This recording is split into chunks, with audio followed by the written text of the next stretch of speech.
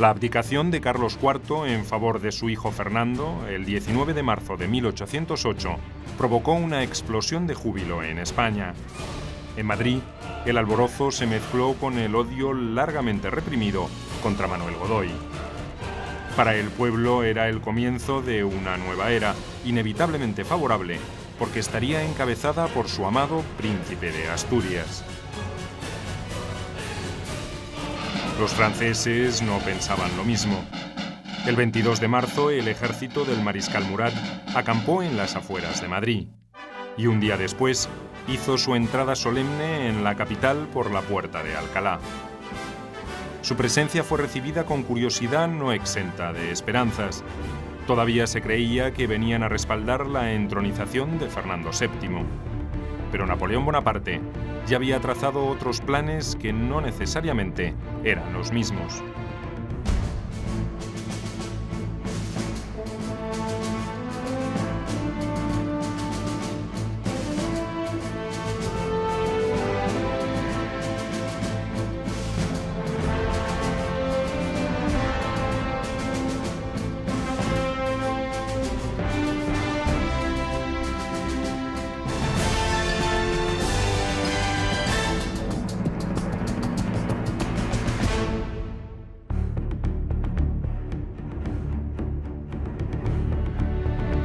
A su juicio, conde,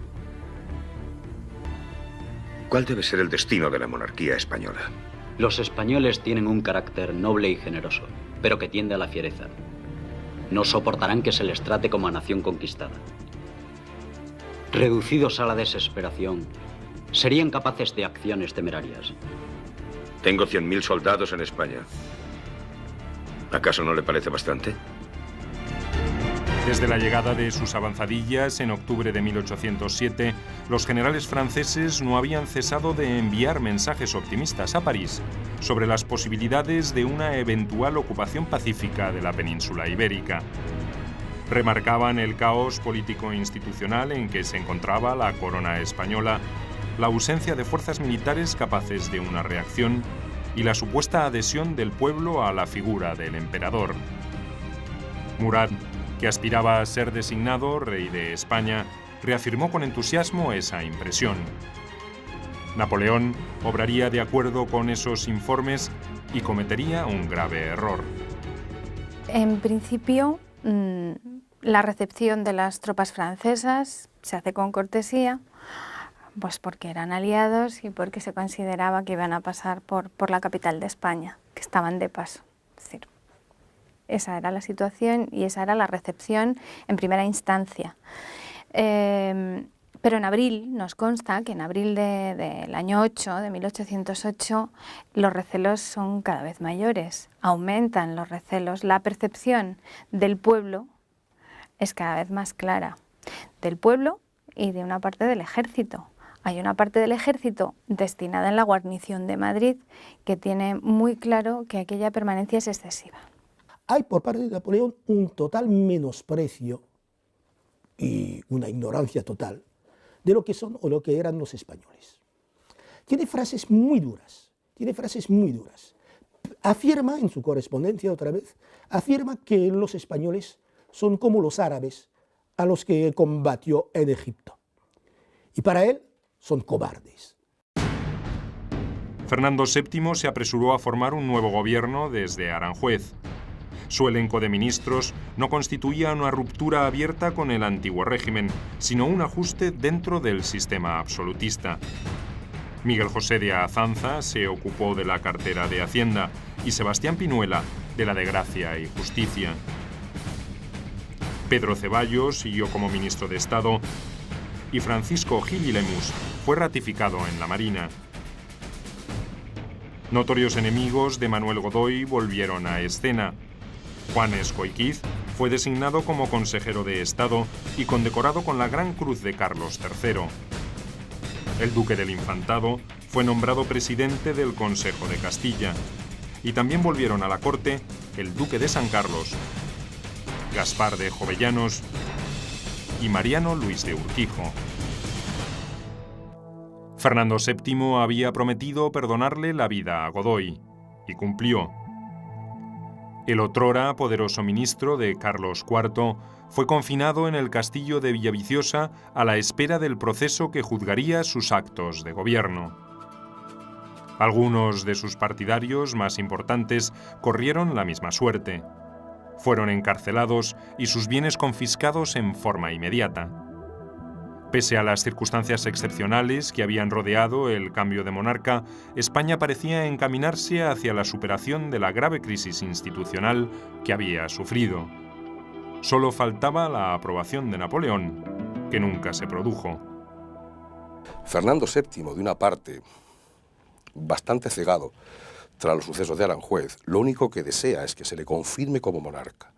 Y piensa que las tropas, incluido Murat en este caso, son el mejor garante.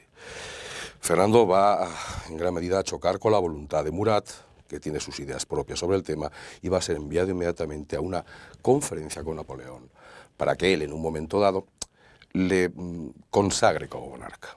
Carlos IV, por su parte, es el que menos tiene que perder, está deseando una entrevista con Napoleón. Ni siquiera se plantea lo de la invasión. Él desea solo hablar con Napoleón. Quiere restituir el trono y, de alguna forma, hacerse valer frente a su hijo, al que considera un usurpador. En el caso de Godoy, yo creo que su objetivo es salvar su fortuna y parte de su vida. Está en peligro, ya no puede volver. El 24 de marzo de 1808, Fernando VII hizo su entrada triunfal en Madrid. Con una escasa escolta armada que junto con la nobleza lo había acompañado desde Aranjuez, el nuevo rey entró por la puerta de Atocha. A lo largo del camino había recibido constantes muestras de afecto popular, pero ya en la capital, los aplausos y los vítores se multiplicaron. Nadie quería perderse el espectáculo del paso del joven soberano en el que habían depositado todas sus esperanzas. El entusiasmo popular hizo tan dificultosa la marcha que la comitiva tardó varias horas en llegar hasta el Palacio Real. Bueno, es efectivamente algo muy curioso, que creo que fue el peor rey de España, el más miserable. Y sin embargo, pues, hasta muy entrado, pues, hasta los años 14, 15, o sea, cuando vuelve efectivamente, la gente le considera como el deseado. Hasta en 1814 se sigue hablando de el deseado para designarle. Tiene una figura de príncipe ideal que se ha forjado él mismo. La jornada pudo ser perfecta de no mediar un solo y poderoso inconveniente. El jefe de los ejércitos napoleónicos en España, el mariscal Joaquín Murat, se negó a reconocer oficialmente la recién estrenada jerarquía del príncipe de Asturias. Alegó, al igual que el embajador francés, François de Beauharnais, que debía recibir una expresa orden del emperador para hacerlo. La realidad era que Napoleón ya había resuelto reemplazar a los miembros de la Casa Borbón del trono español y sustituirlos por un soberano de su confianza. Por eso, hizo correr el rumor de que el supuesto acto sucesorio había carecido de legitimidad. El argumento esgrimido era que Carlos IV había abdicado bajo la presión de los partidarios de Fernando y que, por tanto, esa decisión podía considerarse como nula. La oferta para un arbitraje era lo que se imponía y lo que deseaba el emperador. Cuando el 20 de febrero de 1808 Napoleón le nombra lugarteniente suyo en España, o sea, al mando de las fuerzas que están entrando, Murat cree, y hay un momento en que creo que hasta Napoleón dudó, cree que va a ser el futuro rey. Con lo cual empieza a asumir una relación con España muy particular. Para Murat, España era un país a regenerar. Era un país donde había que imponer los logros de la Revolución Francesa. Había que eliminar el antiguo régimen, había que pactar con las viejas élites para renovar, había que generar un sistema tributario nuevo. En fin, Murat se hubiera comportado como un déspota ilustrado. La inesperada popularidad de Fernando VII sería contraproducente en sus relaciones con Napoleón. Lo que menos quería el monarca francés era que el nuevo rey reverdeciera los laureles de una dinastía en decadencia y terminara por arruinar sus planes. él ya había comenzado a mover sus piezas. Le había ofrecido a su hermano Luis, por entonces rey de Holanda, el trono de España. Cómodo en su destino, Luis se negó a probarse una corona que sospechaba con más espinas que piedras preciosas. El emperador optó entonces por otro de sus hermanos, José Bonaparte, a quien ya había impuesto como soberano de Nápoles. José era mayor que él. Había una predilección de Napoleón por su hermano, pero también una animadversión.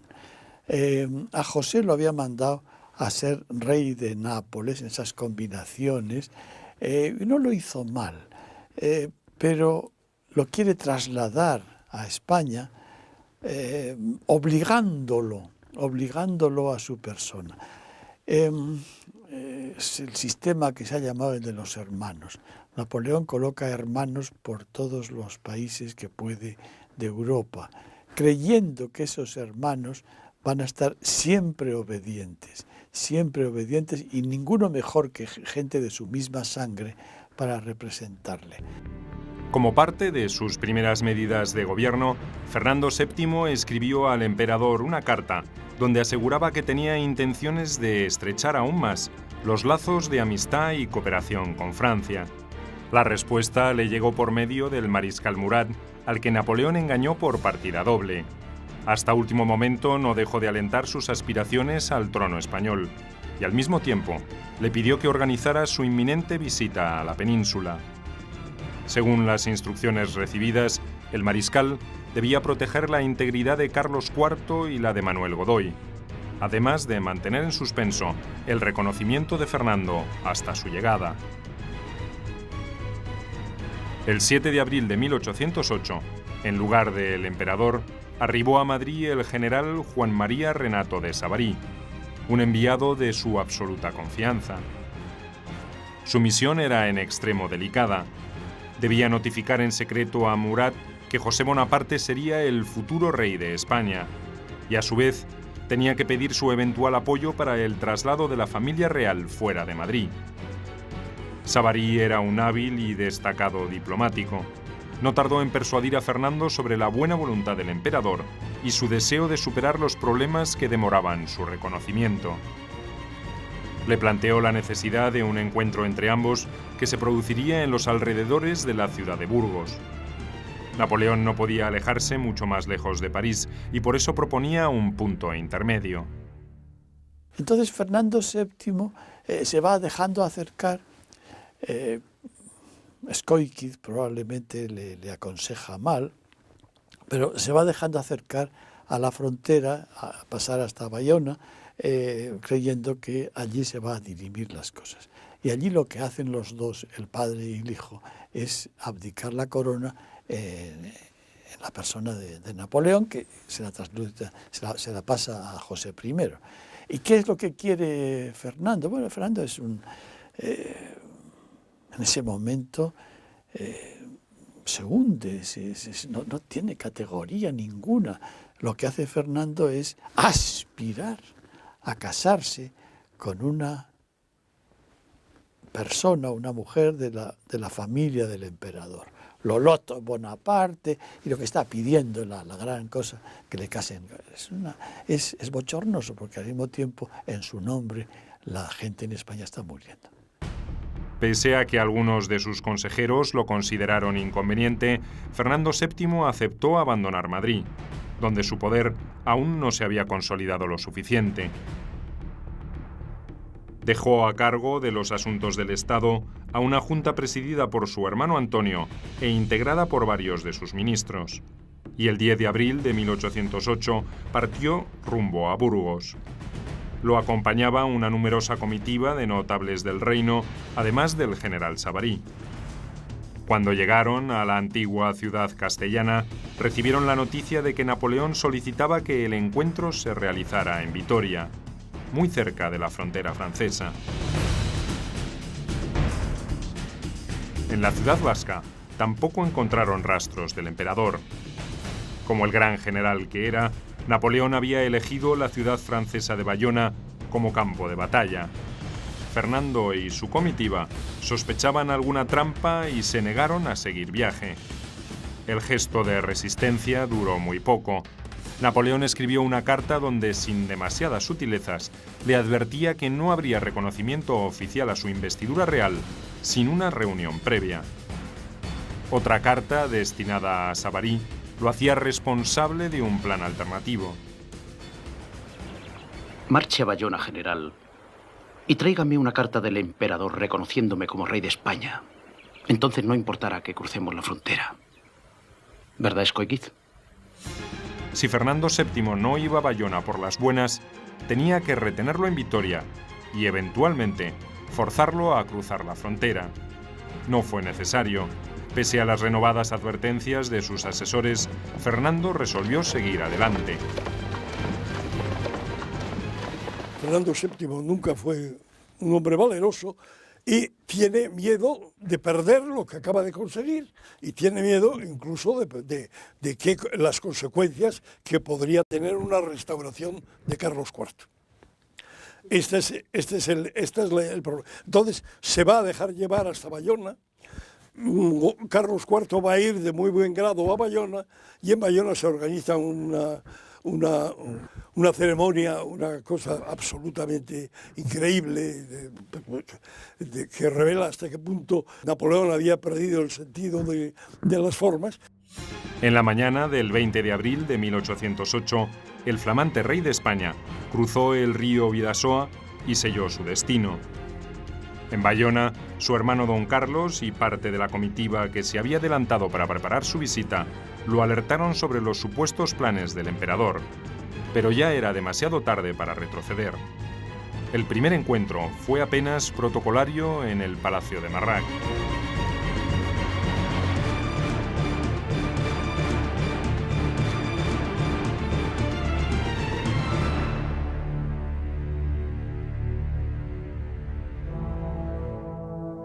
Después de los saludos, Napoleón retuvo a Escóiquiz y le adelantó que no pensaba consentir que los Borbones siguieran reinando en España. Eso significa que el trono está vacante, canónigo. Exacto. Canónigo.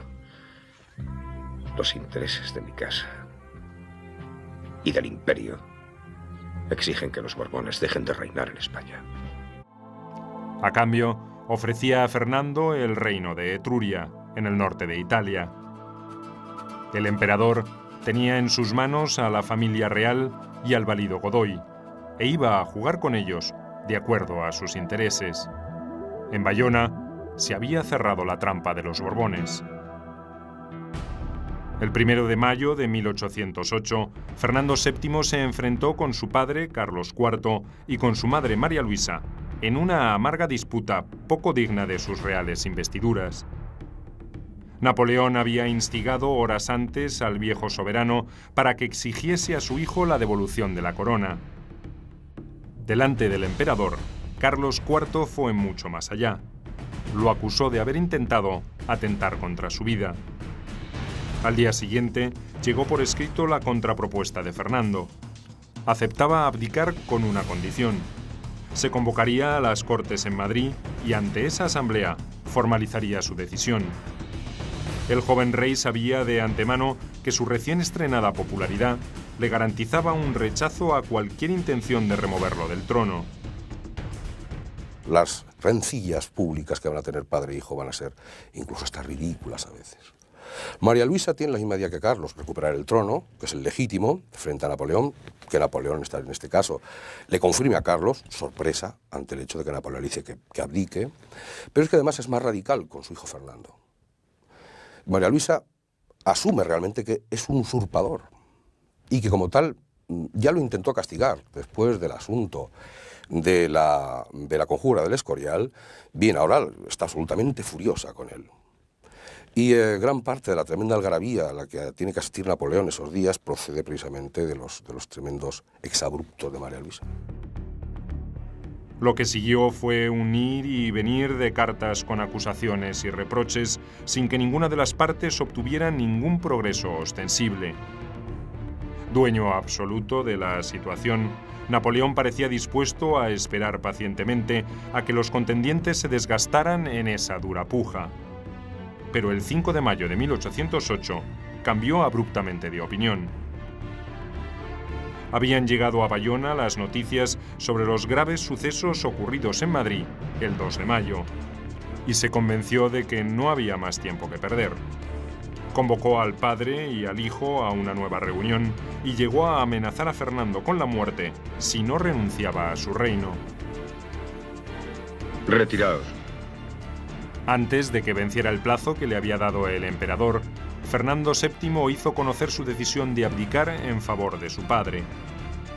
No sabía que en esas horas cruciales el propio Carlos IV había sido presionado para que él también cediera sus derechos sobre España. El 6 de mayo de 1808, ese acto del drama había concluido para la familia real y algunos miembros de su comitiva. Para los españoles, la tragedia estaba comenzando. Si el pueblo hubiera estado al tanto de lo que iba a pasar, o sea, de las renuncias vergonzosas de la familia real, si hubiera jugado el pellejo en Madrid, creo que nadie puede contestar. La explosión de júbilo que había provocado la coronación de Fernando VII en Madrid se extinguió casi con tanta rapidez como se había gestado. La inusitada actitud del mariscal Murat de negarse a reconocer a Fernando como nuevo soberano generó sorpresa primero y sospechas después. Los madrileños admitieron a regañadientes la presencia del arrogante ejército napoleónico, mientras creyeron que habían venido a apoyar el cambio de gobierno. Cuando los rumores sobre los planes de Napoleón ganaron la calle, la hostilidad comenzó a crecer en forma evidente. Casi a diario se producían incidentes entre soldados franceses y habitantes de Madrid.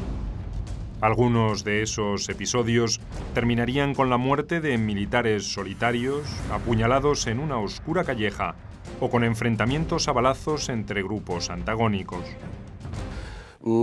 Más que hablar de rechazo, es que hay que hablar de reparto. Hay problemas de abastecimiento con ellos, hay problemas de espacios públicos y privados, hay problemas de relación, se hablan otra lengua, es decir, el roce cotidiano tiene mucho que ver con un pueblo aislado, en este caso, y de fuertes tradiciones.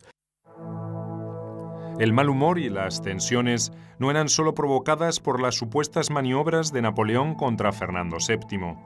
Había cuestiones mucho menos trascendentes que también exaltaban a los madrileños. El comportamiento cotidiano de los soldados franceses, su manifiesto desprecio por los valores religiosos y morales imperantes en España, irritaba sobremanera al orgullo español. El 18 de abril, por intentar besar a una mujer en el puente de Toledo, un soldado francés terminó muerto y varios de sus compañeros heridos. También preocupaba a los habitantes de la capital la creciente escasez de alimentos, atribuida al aumento del consumo provocado por la presencia de las tropas francesas. Por otra parte, el Estado francés tampoco tiene muy claro exactamente qué hace dentro, con lo cual su comportamiento a veces es extrapolado. Es decir, la población espera que el soldado francés en un momento dado teme incluso se convierta en alguien que abuse de su poder en exceso sobre ellos mismos, con lo cual ya hay un caldo de cultivo y defensa al margen de lo que ocurra en la corte y con las élites. Los actos de resistencia civil contra ese ejército, que cada día parecía más de ocupación, adquirieron relieves mucho más preocupantes después de la sigilosa partida de Fernando VII hacia Burgos. Madrid estaba alerta y dudaba de la buena fe del emperador. A pesar de los comunicados tranquilizadores que la comitiva enviaba desde cada etapa de su viaje, la realidad era que los resultados no aparecían y el rey estaba cada vez más lejos. La Junta de Gobierno, que tenía que atender los asuntos del Estado en ausencia del monarca, trataba de controlar esa creciente tensión sin resultados visibles. Los rumores aumentaron la intensidad de la alarma cuando Fernando cruzó la frontera y muy poco se supo sobre sus pasos. La policía napoleónica se encargaba de ejercer una rígida censura sobre toda la información que el entorno del rey pretendía transmitir hacia Madrid. La desinformación o los partes que rezumaban optimismo pero nada importante revelaban no hacía otra cosa que acentuar las sospechas. En ese estado de crispación, la sociedad solo necesitaba una chispa para estallar, y esta finalmente se produjo. ¿Qué es lo que les mueve a la movilización y al enfrentamiento finalmente? Pues llevaban mucho tiempo sin familia real ya. Había una especie de vacío de poder, esa junta de gobierno era una falacia y realmente se daban cuenta que estaban manejando los hilos Murat en nombre de Napoleón. ¿Qué es lo que mueve todo? Un pueblo abandonado por la familia real, no tenía un referente de poder, claro, pero sí se estaba dando cuenta que era su supervivencia, la del territorio nacional, la que estaba en juego. Y es el sentimiento de nación, de la nación española, el que empuja a paisanos y a civiles, a hombres y a mujeres. Da igual, a defender y a reaccionar. El 2 de mayo cayó en lunes. Era el día de la semana que los trabajadores manuales y los artesanos de la época tenían libre. Nada se sabía en las últimas jornadas sobre lo que estaba ocurriendo en Bayona, y la multitud que a diario se reunía en la Puerta del Sol se mostraba inquieta.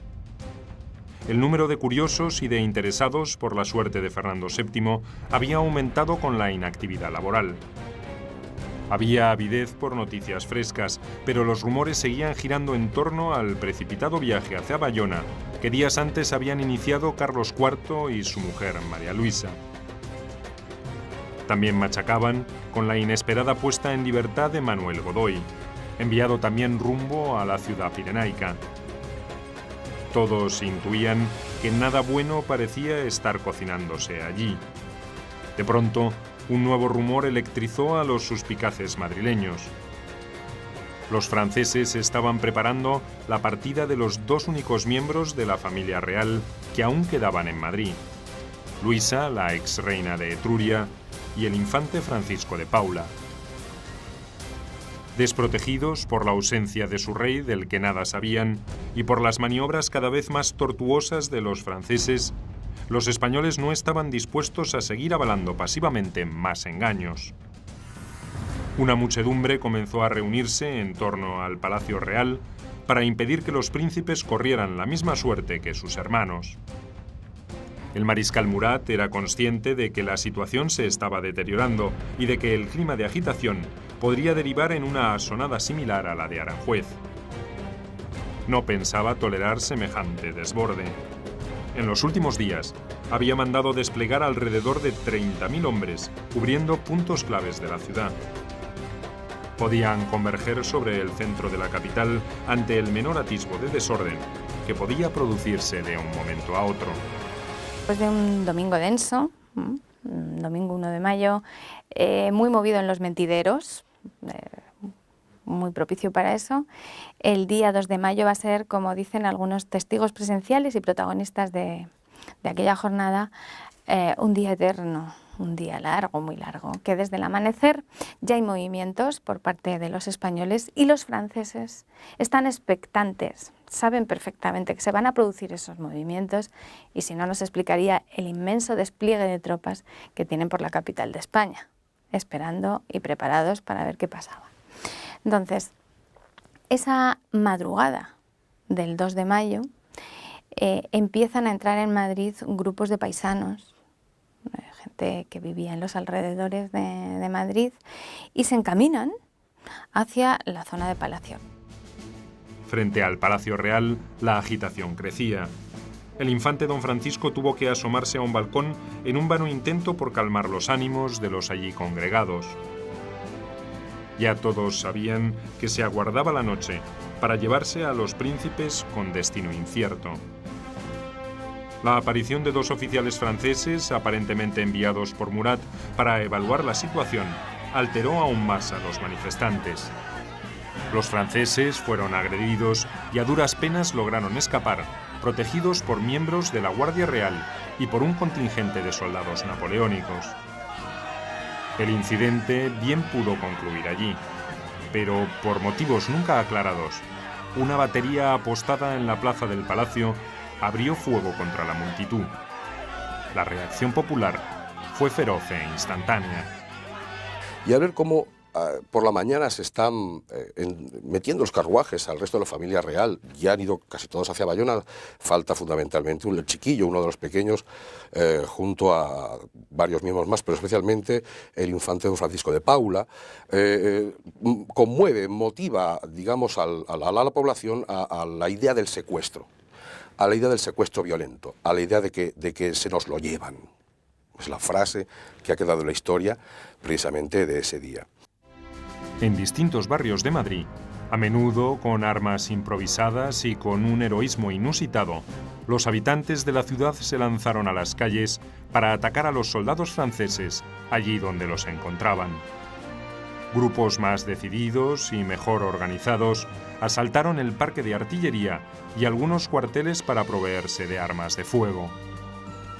Otros se atrincheraron en las esquinas y en las azoteas para resistir los ataques. De acuerdo con el plan trazado por Murat, las columnas de soldados franceses comenzaron a converger sobre el centro de la ciudad a costa de graves pérdidas. Ni el mariscal ni su plana mayor habían previsto una resistencia tan empecinada y generalizada. En la calle Alcalá se produjeron algunas de las más encarnizadas refriegas. Alrededor de las 11 de la mañana, la caballería francesa cargó sobre la Puerta del Sol, y solo después de 2 horas de violentos combates lograron controlar el lugar. Soldados profesionales, civiles de toda edad y condición, y muchas mujeres, dieron un notable ejemplo de abnegación y capacidad para el combate durante ese día. En la Puerta de Toledo, por ejemplo, un grupo de mujeres impidió el paso de coraceros franceses provenientes de Carabanchel con improvisadas barricadas armadas con muebles y otros objetos. Ese vecindario fue uno de los que tuvo más bajas esa jornada. Hay un general mandando las tropas españolas en Madrid, que es el general Negrete. El pueblo pide ayuda, no tiene respaldo. Sin embargo, las tropas que van a reprimir esa pequeña insurrección en la Puerta del Sol, ese griterío, aquellos altercados, van a ser unas tropas al servicio del emperador, son los mamelucos. Goya, en uno de sus cuadros, refleja espléndidamente la carga de los mamelucos. Bien, ese será otro punto importante, otro punto decisivo de esa mañana. El epicentro de la resistencia se concentró en torno al parque de artillería, ubicado entre 2 calles que convergían hacia el centro, San Bernardo y Fuencarral. Un joven capitán, Pedro Velarde, junto a otro oficial, Andrés Rovira y Valdocera, consiguieron apoderarse del lugar mediante una hábil estratagema. El fuego de los 2 cañones y una mínima organización defensiva, en la que también colaboró el capitán Luis Daoiz, permitieron que el reducto se sostuviera hasta las primeras horas de la tarde. Rodeados por fuerzas muy superiores y ya sin municiones, los últimos combatientes murieron en sus puestos, a menudo asesinados por los enfurecidos franceses. Velarde cayó abatido por un balazo en el corazón. Daoiz, herido en un pie, fue atravesado por una bayoneta cuando la resistencia había terminado.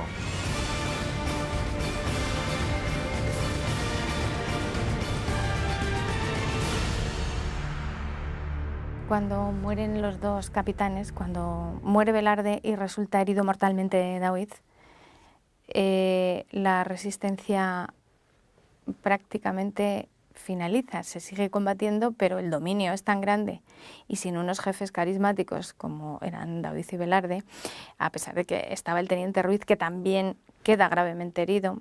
Al teniente Ruiz lo sacan del parque, lo trasladan fuera de Madrid y muere a los pocos días en Badajoz. Es el tercer héroe del 2 de mayo, ¿no? Entonces, a partir de ese momento, el 2 de mayo ha terminado, en el parque de Monteleón, porque la jornada es muy larga. Después de estos puntos y momentos de resistencia viene la represión. Vienen los fusilamientos por parte de las tropas francesas en diferentes puntos de Madrid, desde el Paseo del Prado hasta el conocidísimo fusilamiento al día siguiente en la montaña del Príncipe Pío, en la madrugada del día 3. Los aterrorizados miembros de la Junta de Gobierno, en tanto, convencieron a Murat que la insurrección no había sido obra de una conspiración, sino un estallido espontáneo que concluiría tan pronto como sus tropas ofrecieran una tregua. Autoridades civiles españolas, acompañadas por oficiales franceses, recorrieron las calles desiertas, proclamando una amnistía para todos aquellos que entregaran sus armas. Pero apenas cesó la lucha, comenzó una represión indiscriminada. Más de un centenar de hombres y varias mujeres fueron fusilados esa noche. La mayoría de los ejecutados eran trabajadores, artesanos y representantes de profesiones liberales. Los franceses respetaron, en cambio, la vida de los militares profesionales que se habían rendido. La actitud de la Junta de Gobierno es una actitud muy clara, totalmente en contra de la intervención del pueblo. Es algo muy curioso que el primer poema que se publica en España relativamente al 2 de mayo es una condena total de la rebelión. Sí, porque se considera efectivamente que es una revolución, una rebelión contra el orden establecido. O sea que la idea es una idea muy sencilla, que quienes intervienen es el pueblo, pero el pueblo visto por los ilustrados de la época, o sea que se considera que es la plebe, el vulgo, o sea, gente de ínfima calidad, y bueno, es una condena total con el miedo a lo que puede suponer lo que llaman la anarquía, o sea, la revolución. Nunca había habido una represión tan feroz como la que se produjo en la misma tarde del 2 de mayo y todo el día 3 de mayo, con fusilamientos que, aunque no tienen sin duda alguna el número de muertos que en aquel momento hicieron circular las crónicas, nos movemos en torno al total de los muertos en el 2 de mayo, de 400 a 1000 muertos, todo lo más que pudo haber en esas fechas, pero sin embargo la imagen de violencia, de sadismo que los franceses tuvieron, el comportamiento de los franceses se manifestó en aquel momento, acompañó la memoria de los españoles a lo largo de toda la guerra. Sin ese comportamiento realmente tan violento, es difícil también entender el proceso de cómo evolucionó la guerra. Según algunos testimonios, Murat creyó que en Madrid había aplastado toda la resistencia que España podía ofrecer a los planes de Napoleón. Como en ocasiones anteriores, volvió a errar en su pronóstico.